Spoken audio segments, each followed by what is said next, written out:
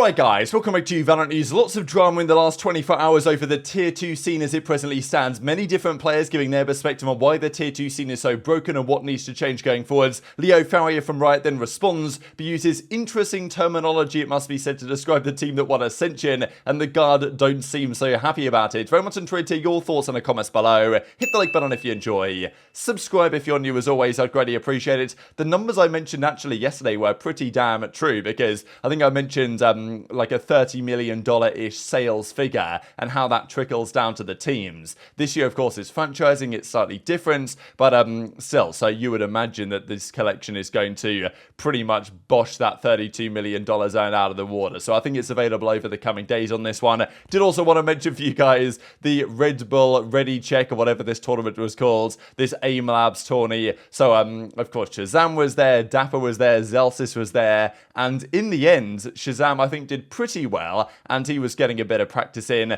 and on this AIM Labs thing, of course, he ended up bowing out of the tournament, and obviously had a pretty good time, and fair play to AimbotNeon, right? So we saw all the drama between ShahZaM and AimbotNeon a while ago, and Neon comes in, gets second place out of the qualifiers, makes 4.5 grand, wins this monitor as well. So, you know, I gotta say credit where it's due, because Neon came in, he was talking all this trash, and yeah, he turned up to this event, did a pretty respectable job, and well, actually kind of backed up some of his trash talk. So fair play, and someone always deserves a bit of credit when they manage to pull something like this off. So yeah, hopefully this is the first of many of these like AIM community tournaments, so we can get more pros going along and actually see some more 1v1s between these type of characters, because, you know, if we actually got a Neon versus ShahZaM 1v1, that would be very entertaining, but unfortunately I don't think it quite played out like that. Also on the Game Changers side, just confirmation here that DSG, their Game Changers team, bowed out last night. They lost to Complexity 3-1. I think it was kind of competitive, and then the final map they got 13-2, absolutely stomped off the park. But yeah, as Katarina says, our run into top 3, extremely proud of what we've done. We will be back stronger, and Complexity go on to play version 1 today in the finals to determine the champions for split 2, whatever it is, of the America's Game Changers. But also from the EMEA side, it's the female FUT esports team that made it all the way through from losers round 1. So they've made quite the performance here, because losers round 1, losers round 2, they've only lost a couple of maps the entire way, and 3-0'd the Ascend Rising team, which is definitely quite the statement, because G2 Gozen are the favourites for sure, and arguably the best female team in the world, but nonetheless they haven't exactly dominated the series they've played so far, apart from the first series, which is a 2-0. They've lost a map in every one they've played since then, so this could be pretty interesting later today to also determine the victors in the EMEA side. Just a quick note as well, because plenty of teams are now arriving into Los Angeles, or at least getting ready to turn up there for the coming days. August the 6th or whatever it is, in just under a week's time, pretty much just a week's time, is when the Champions event is going to begin. And the teams, especially from other regions, are getting ready to go there. I believe that PRX something is, well, we'll probably see him on his way relatively shortly. I think he did confirm that his visa is all good and it's sorted. So yeah, PaperX should be in prime position.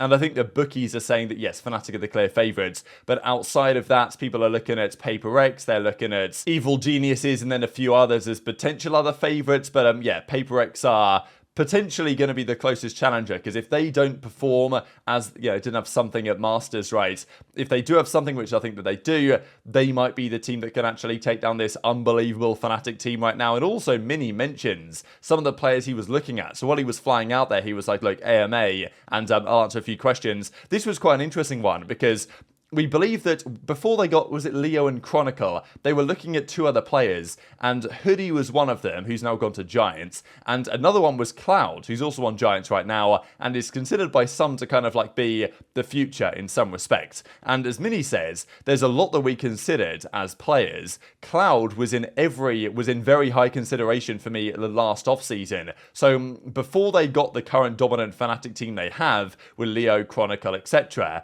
they were looking at Cloud, bringing him onto the team, and I mean, that would have been really interesting. So it just shows how, like, Fnatic and Mini, they do a pretty good job of signing players, as it turned out, right? The team that they've currently been able to build. But yeah, the idea that Cloud would have been there is pretty high regard for Giants, and that Giants team is going to be at Champions, potentially with, well, quite a lot of expectation on their shoulders as a result of stuff like this. So that is one to stay tuned for. But let's talk about this Tier 2 drama then, right? So we saw these set of tweets yesterday, and these were done quite a while ago, and I believe we mentioned them briefly at the time on the current state of Tier 2. And, you know, Leo Farrier's perspective is that you can't have Tier 1 expectations for the Tier 2 league. And certain pros would disagree with the way this has been the way this has been phrased, shall we say, and the current state of Tier 2, because, you know, saying it like that makes it sound like the scene isn't too bad as it is, whereas the reality is that Tier 2 is not in a great spot, and it's really not creating a great path to pro environment.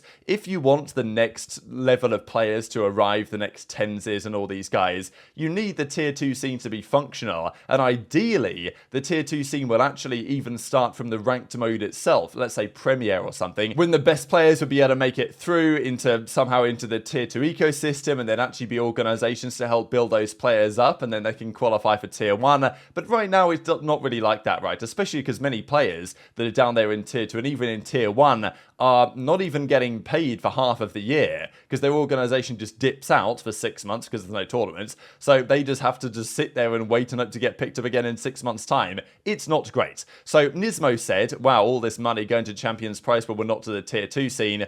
Not really sure I buy this opinion personally, but I guess I see where he's coming from. And then Jerome Coupe here says, you know, how do you expect to find the next superstars and not miss them? How do we expect a sustainable environment for players and teams? All players started from scratch. If the upcoming prodigies have to grind for nothing, having close to no orgs left to support them, how do you prioritize, or how do you expect them to prioritize such an unsustainable and risky path? It's difficult to get spotted and grow up and, you know, through these leagues. And, well, here we go. This is his assessment on the matter. And we got way more than just this. So especially from Trick here, who came up with quite the passionate statement, actually. Global head of esports has this to say, and of course we saw the quotes, we've mentioned this over the last couple of days. So he goes on to talk about why support for Tier 2 is necessary and, the foundation of the game, developing players, and also mentions, to make it clear, all the things that effectively franchising and partnerships may have done. Because by announcing franchising, a lot of the jobs in NA are just disappearing because a lot of the teams have to go.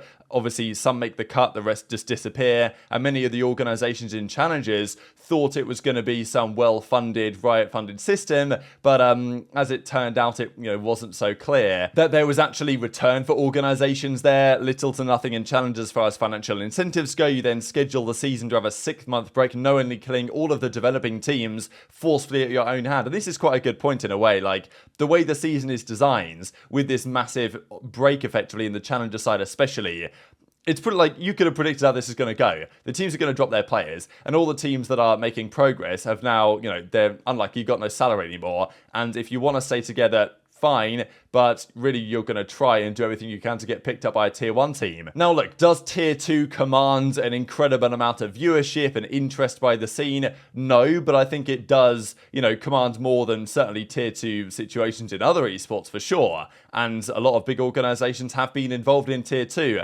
The structure just isn't great, and it's never a good look for an esport when you've got big organizations dipping out in the off-season because they don't want to pay their players because there's nothing to play for. So that's clearly something that needs to be addressed. All those organizations won't even return, and I imagine that some of them just straight up won't return next season anyway because of the way that it's been run this year. So this is what Trick has to say, and even BCJ comes in on this, and I thought his perspective was especially interesting as a player that was, considered, as he even says, one of the best, if not the best initiator going into this season. But the way the format works in Tier 1, he was effectively, if the team wanted to make a change, as they did, he couldn't go to another team. He had to be forced onto the bench, and that now puts him in a really tricky spot because of the roster lock-in play. Going from a team that plays top 5 in the world at champs to having to role swap just to be able to make a roster in the league doesn't feel rewarding, regardless if anyone thinks I deserve to be benched. The current Tier 1, Tier 2 ecosystem does not allow for the best of the best to play at the biggest stages of the world. Personally, I was coming into this year as the #1 initiator from Champs 2022. I felt that was more than enough with my track record to land a spot for my role, but the reality is that the best players don't usually fit fit with most orgs' business models. It was also possible that orgs trust the players they already invested in before the league even started. So now anyone not starting in the franchise league is basically praying for job opportunities so we can live financially stable and hopefully continue our dreams of competing in Valorant. I do think there are many things that Riot can do to support Tier 2, but the first thing is making sure this break doesn't exist. It's allowing orgs to just leave Valorant to save money because there is literally nothing to play for, and it's not even just allowing them to, it's straight up incentivizing them to. So for us players, we are jobless for months, and the worst part is that some of the best players in the game fall into this category of free agent tier 2. And that's, I think, partly due to the roster rules, because BCJ might have been able to go to another team by now, but just because he can't leave, he's stuck on the bench, his stock is going down, despite being great at the end of last season, and now he's in a tricky spot there on Evil Genius is. So Leo Farrier responds to this and says, look, I hear all the drama about this, hear all the talk about it, want to let you know that we hear you and that we have a plan. So, I mean, look, he does a lot of tweets. Now, whether you think that there's, whether you think this is just PR or whether you think there's actually something behind this, I'd like to give them the benefit of the doubt on this one, and I think they will make some changes. Whether they will be significant enough, but we'll see. So he says, we've got a plan. Sustainability is just one challenge. We're implementing a slew of changes for next year, including a fully revised calendar with more opportunities for teams to compete. So this sounds good. What they actually deliver on, you know, I'm going to hold my breath. But still, it sounds good. I know the debate comes from a place of passion and desire to be a part of the ecosystem. We appreciate you for that, which I agree. You know, there's obviously a lot of passion here. They want the scene to improve, and it's good that people care about it. But then when things get very interesting is this tweet. So Ludwig then says, because he did the Ludwig Tarek Invitational at the start of the season, I'll run an offline, that being a LAN event, tier 2 tourney that ties in Premier teams and Game Changers teams. It'd be great in the off-season to have tournaments that either tier 1 and tier 2 teams can come along to, or just tier 2 with Game Changers teams and top Premier teams. Also, can we fix relegation after the guard proves tier 2 is better than many tier 1 teams? And that's a pretty interesting statement right there. And maybe in an ideal world, the team that wins Ascension can then, like, next weekend go and play in the last chance qualifier of their region. Now, okay, maybe visas might make that tricky in certain regions, but maybe there's a way that the team that wins Ascension can actually get involved a little bit more immediately, because I think the Guard are better than a few of the tier 1 teams in the Americas, but they won't get the chance to prove that until next season, which maybe is fine. But then what he says is, hey, I'd love to see the Guard winning. The whole point of guest slots, and this is the terminology that's caused a bit of controversy, is seeing these Cinderella stories and new teams and pros making it all the way to the top. So guest slots, hey, how about that? Now what he means by guest slots, and I think it's probably a fair enough observation, is that the Guard and all the other winners in the tier 2 Ascension ecosystem, they are moved up to the Partnership League on effectively a guest basis. They're not a partnered team. The Guard haven't been chosen, and the same with Bleed Esports and the Gentlemates team that won an EMEA. They haven't been chosen by Riot as a partner for the league, right? They've just won the qualifier. So, and especially the Guards and their money situation's a bit dodgy. We don't know if Stan Kroenke's really going to commit to this. So there's a bit of debate on that Riot might not be so keen to actually bring them in. So they're allowed up for 2 years. That's the way it works. If you win Ascension, you get 2 years in the franchise league, in the partnership league, and then you're gone again. You're dropped down to challengers and try and go again. Now, the Guard, if they prove themselves and they prove to be a stronger organization, let's say, than some of the other teams that actually are partnered are, then maybe Riot would change their mind and say, you know what, actually, yeah, we will partner with you and make you a permanent spot in this league. But that's not guaranteed to happen, and yeah, just the terminology of guest slots does feel like it somehow diminishes the importance of tier 2, because you know, you want tier 2 to feel very important, and especially the winners of tier 2 get to play in the tier 1 league. That's so cool compared to what we have in many other esports. But still, you're only a guest. You're only here for the time being. You're only here because we let you type thing. Just does take away a little bit of the luster of it. So Valor then says, you know, work so hard just to be called a guest slot. And Chet's like, well, you know, look, it's okay. Champion's going to be bonkers. But yeah, not really a great look, I would say, all things considered. But very much intrigued to hear your thoughts on all this stuff in the comment section below. Hit the like button if you enjoyed, subscribe if you're new, take care, and I'll see you next time.